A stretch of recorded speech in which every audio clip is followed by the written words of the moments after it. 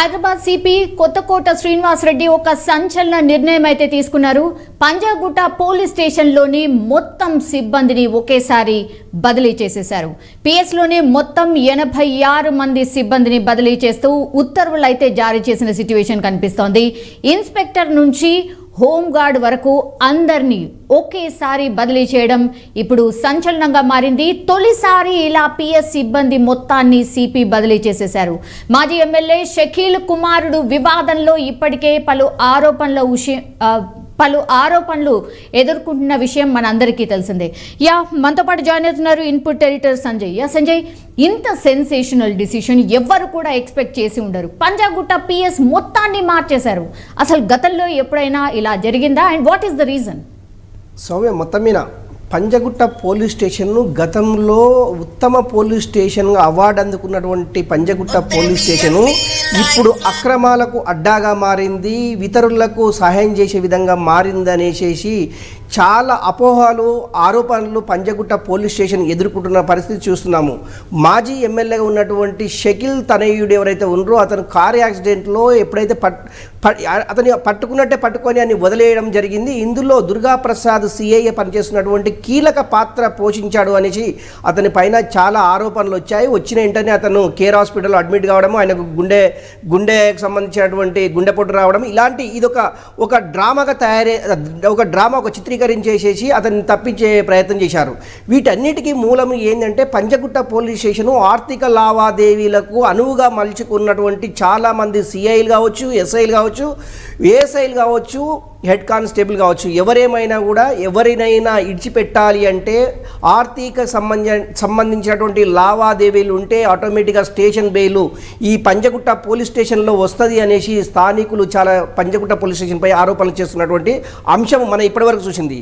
కానీ కొత్తగా వచ్చినటువంటి సిపి కొత్తకోట శ్రీనివాస్ రెడ్డి పంజాగుట్ట పోలీస్ స్టేషన్పై ఒక సంచలనమైన నిర్ణయం తీసుకుందని చెప్పుకోవచ్చు. సుమారు 86 మంది అధికారులను 86 మందికి సంబంధించినటువంటి సిబ్బందిని ఒకేసారి ట్రాన్స్ఫర్ చేయడము, ఇక్కడ నుంచి ఏఆర్కు అటాచ్ చేయడము, ఇది రాష్ట్ర చరిత్రలోనే ఇది ఒక పెద్ద సంఘటనగా చెప్పుకోవచ్చు. గతంలో అంటే ఉమ్మడి ఆంధ్రప్రదేశ్ కావచ్చు, తెలంగాణ ఏర్పడింది రావచ్చు, ఇప్పటివరకు ఏ పోలీస్ స్టేషన్లో కూడా ఒకేసారి ఇంతమందిని బదిలీ చేయడము, ఏఆర్కు అటాచ్ చేయడము ఎప్పుడు కూడా జరగలేదు. కాకపోతే ఇక్కడ ఉన్నటువంటి హోంగార్డ్ నుంచి ఇన్స్పెక్టర్ వరకు ప్రతి ఒక్కరు కూడా ఇక్కడ జరుగుతున్నటువంటి అంశాలను అన్నిటినీ ఇతరులకు సమాచారాన్ని చేరవేరుతున్నారని ఒక అంశం అయితే, రెండవది ఏంటంటే వివిఐపీలు తిరిగేటటువంటి పంజాగుట్ట పోలీస్ స్టేషన్ సరౌండింగ్ కావచ్చు, బిజినెస్కు సంబంధించినటువంటి అంశం కావచ్చు, వీటన్నిటికీ పంజాగుట్ట పోలీస్ స్టేషనే మూలం అని చెప్పుకోవచ్చు. ఇక్కడ ముఖ్యంగా ఆర్థిక లావాదేవీలకు సంబంధించినటువంటి పబ్బులు కావచ్చు, బార్లు కావచ్చు, షాపింగ్ మాల్స్ కావచ్చు, లేకుంటే వివిఐపీలు తిరిగేటటువంటి అంశం కావచ్చు. ఎందుకంటే ఇప్పుడు డిప్యూటీ సీఎంగా ఉన్నటువంటి బట్టి విక్రమార్క పంజాగుట్ట పోలీస్ స్టేషన్, మొన్నటి వరకు ఉన్నటువంటి సీఎం ఇప్పుడు రేవంత్ రెడ్డి ఎందుకు ఇక్కడ చేంజ్ చేసిన అనేది కూడా ఒక క్వశ్చన్ మార్క్. అంటే సీఎం క్యాన్వాయ్లో కూడా కొంత అంటే గోప్యత బయటికి వెళ్తుందనే ఉద్దేశం కూడా మనం ఇంతకుముందుకు చూసుకున్న అది మనకు తెలిసినటువంటి అంశమే. ఇలాంటి విషయాలన్నీ పంజాగుట్ట పోలీస్ స్టేషన్ నుంచే బయటికి పొక్కుతున్నామనే ఉద్దేశంతో కొత్తకోట శ్రీనివాస్ రెడ్డి సిపిగా ఉన్నటువంటి కొత్తకోట శ్రీనివాస్ రెడ్డి ఈ పోలీస్ స్టేషన్పై ఒక కఠినమైన నిర్ణయం తీసుకున్నారు. వాళ్ళందరినీ ఏఆర్కు అటాచ్ చేయడం జరిగింది. రెండవది, ఇక్కడ అంటే గతంలో ఉత్తమ పోలీస్ స్టేషన్ ఉన్నటువంటి పంజాగుట్ట పోలీస్ స్టేషన్ ఒక 1 ఇయర్లోనే సుమారు 1700కు పైగా స్టేషన్ బెయిల్ ఇవ్వడము, ఇది రాష్ట్ర చరిత్రలో కావచ్చు, దేశ చరిత్రలో కూడా చెప్పలేం, కానీ రాష్ట్ర చరిత్రలో మటుకు ఇది పెద్ద సంచలనంగా మారింది. ఎందుకంటే స్టేషన్ బెయిల్ అనేది ఆర్థిక మూలాలపైన ఆధారపడి ఉంటుంది. ఎవరైతే డబ్బులు ఇస్తారో వాళ్ళకు స్టేషన్ బెయిల్ ఇవ్వడము ఇక్కడ ఆనవాతిగా మారిందనేసి స్థానికులు చెప్తున్నటువంటి పరిస్థితి. అదేవిధంగా ఇక్కడ పనిచేసి రిటైర్మెంట్ అయినటువంటి కూడా ఈ పంజాగుట్ట పోలీస్ స్టేషన్ పైన పెదవి ఇరిచే పరిస్థితి అయితే చాలా స్పష్టంగా కనిపిస్తుంది. ఇలాంటి సందర్భాలు, ఇలాంటి వ్యవహారాలు ఏ పోలీస్ స్టేషన్లో కూడా ఇంతవరకు జరగలేదు.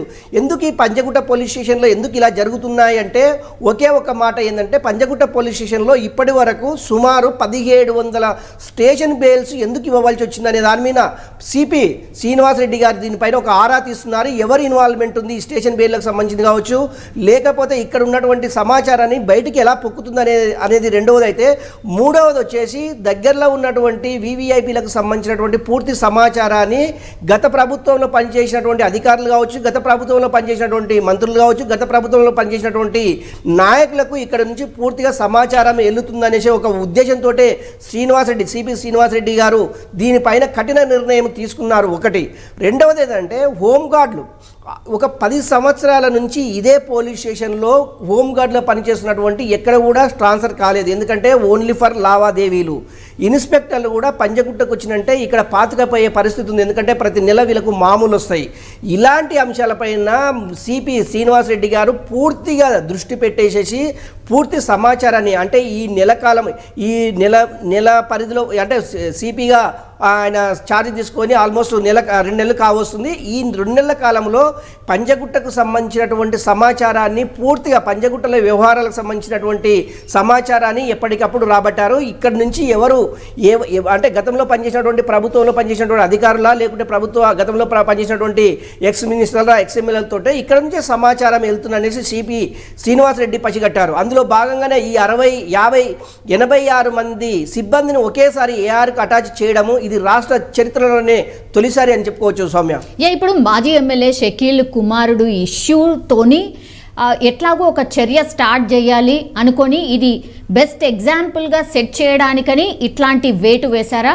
మిగతా అన్ని స్టేషన్స్కి కూడా ఒక మెసేజ్ ఇవ్వకనే ఇచ్చారు అనుకోవచ్చా?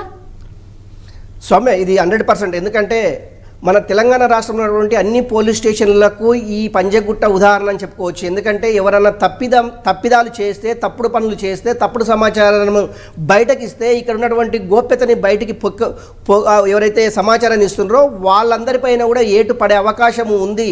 ఇక్కడ చేస్తున్నటువంటి హైదరాబాద్లో ఉన్నటువంటి పంజగుట్ట పోలీస్ స్టేషన్లో ఎలాంటి పరిణామాలు చోటు చేసుకున్నావో మిగతా పోలీస్ స్టేషన్లో కూడా ఇలాంటి పరిణామాలే చోటు చేసుకుంటామనేసి సిపి శ్రీనివాసరెడ్డి ఒక సందేశాన్ని అయితే పంపించడం జరిగింది. సందేశం మీన్స్ ఏంటంటే తప్పు చేసిన వాళ్ళు ఎంతటి వాళ్ళైనా వదిలిపెట్టేది లేదు అనేది పంజగుట్టకు సంబంధించినటువంటి 86 మంది ఏఆర్కు అది అటాచ్ చేయడమే ఒక ఉదాహరణ అని చెప్పుకోవచ్చు. అందులో భాగంగా అంటే షకీల్ కుమారుడు ఎవరైతే ఉన్నారో కార్ యాక్సిడెంట్లో అతన్ని ఆల్ ఆఫ్ సడన్గా తప్పించడము దుర్గాప్రసాద్కే సాధ్యమైంది. ఎంత ముడుపులు ముట్టావి అనే కోణంలో కూడా ఇప్పటి వరకు సిబి దానిపైన ఒక ఎంక్వైరీ అయితే స్టార్ట్ చేశాడు. డిపార్ట్మెంటల్కి సంబంధించినటువంటి అంటే దుర్గాప్రసాద్ ఎస్ఐ ఎక్కడ పనిచేశాడు, గతంలో ఆయన సిఐ ఎక్కడ పనిచేశాడు, ఆయనకు వచ్చినటువంటి రివార్డ్స్ ఏంది, అవార్డ్స్ ఏంది, ఆయనకు సంబంధించినటువంటి మెమోలు ఏంది, వీటన్నిటిపైన ఆరా తీస్తున్నారు. అంటే ఇక్కడ ఓన్లీ షకీల్ కుమారునికే సహాయపడ్డా మిగతా పోలీస్ స్టేషన్లో పనిచేసే క్రమంలో ఇలాంటి అంటే చెడు పనులకు పాల్పడ్డా అనే కోణంలో సిపి కొంత అయితే నిఘా పెట్టిందని చెప్పుకోవచ్చు.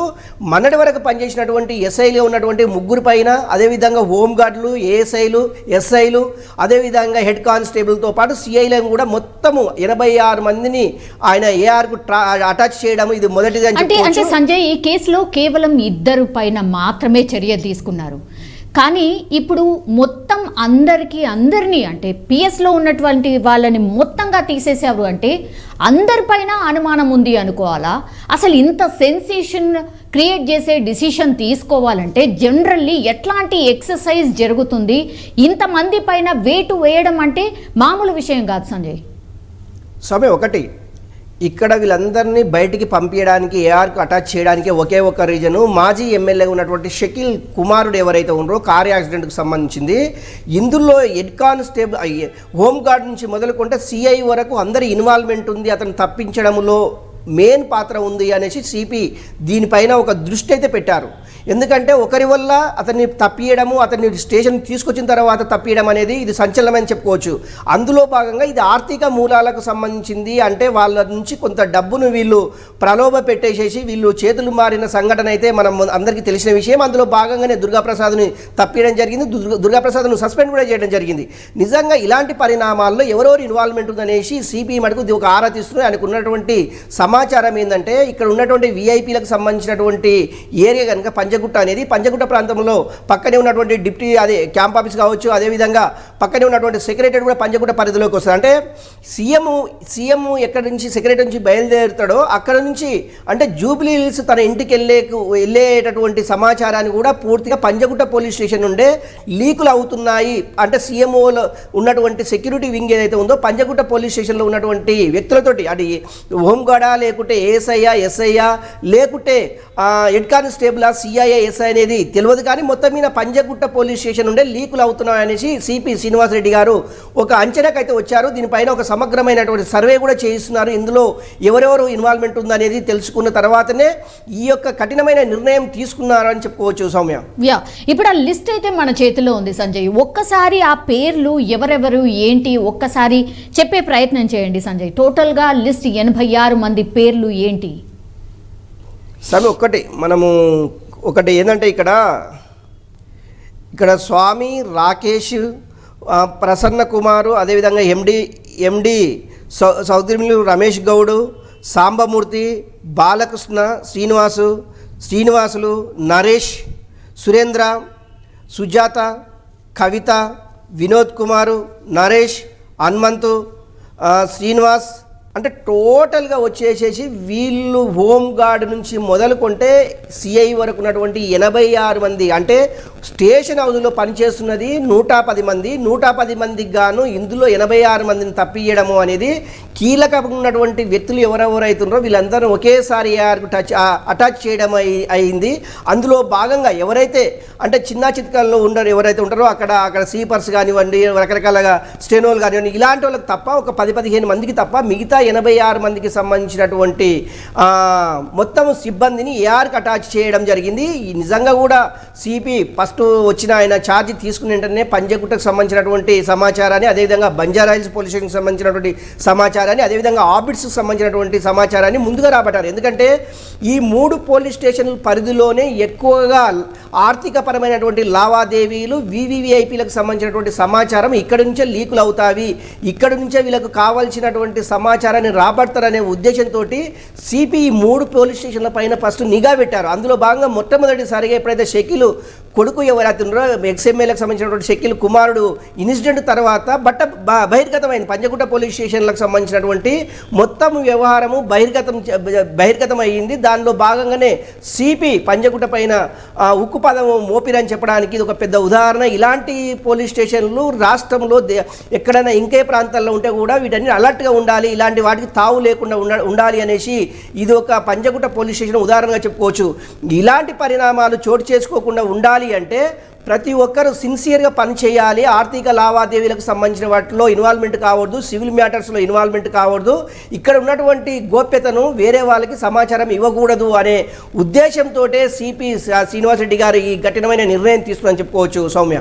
Yes, all right, thank you Sanjay. మొత్తం మీద అది హైదరాబాద్ సిపి కొత్తకోట శ్రీనివాసరెడ్డి అయితే ఒక సంచలనం క్రియేట్ చేశారు అని చెప్పొచ్చు. ఎందుకంటే పంజాగుట్ట పోలీస్ స్టేషన్లో ఉన్నటువంటి మొత్తం సిబ్బంది అంటే 86 మంది సిబ్బందిపై ఒకేసారి బదిలీ వేటు వేశారు.